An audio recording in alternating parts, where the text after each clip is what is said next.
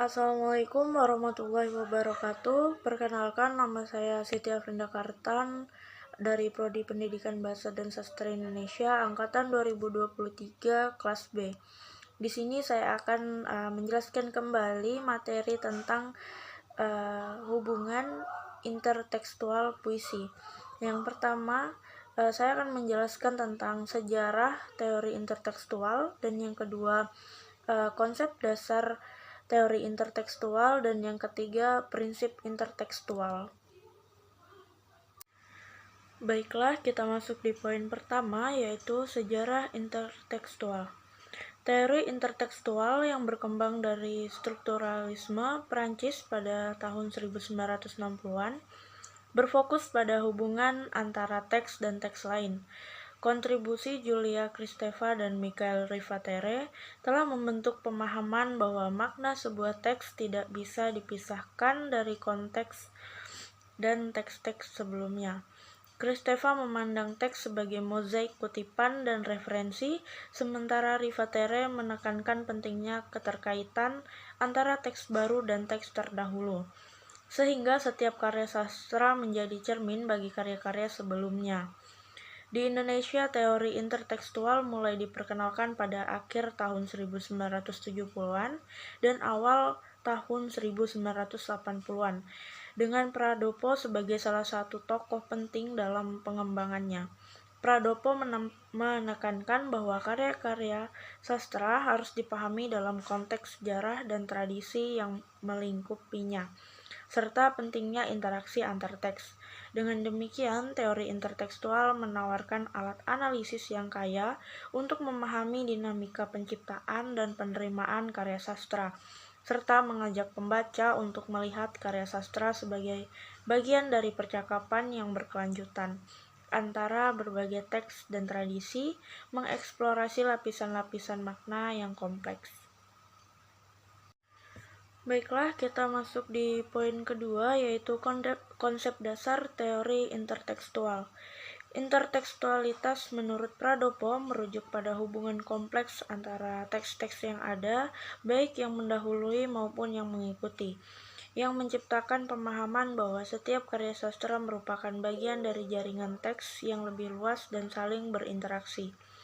Istilah ini diambil dari gabungan kata Latin, yaitu inter yang berarti antara dan tectus yang berarti teks, menggambarkan jalinan antar teks yang melibatkan berbagai aspek seperti genre, wacana, dan elemen-elemen lain yang mempengaruhi cara karya sastra ditafsirkan.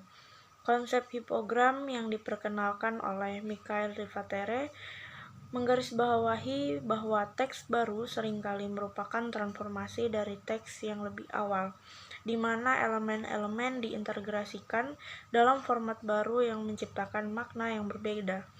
Kajian intertekstual ini tidak hanya memerlukan pemahaman kontekstual yang mendalam, seperti yang dijelaskan oleh Pradopo, tetapi juga mencakup berbagai hubungan, baik hubungan pengaruh, di mana satu teks mempengaruhi yang lain, maupun hubungan kebetulan, di mana teks-teks memiliki kesamaan tema, meskipun tidak ada pengaruh langsung di antara keduanya. Dengan demikian, intertekstualitas menjadi alat yang penting untuk memahami dinamika penciptaan dan penerimaan karya sastra dalam konteks yang lebih luas. Baiklah, kita masuk di poin ketiga, yaitu prinsip intertekstual.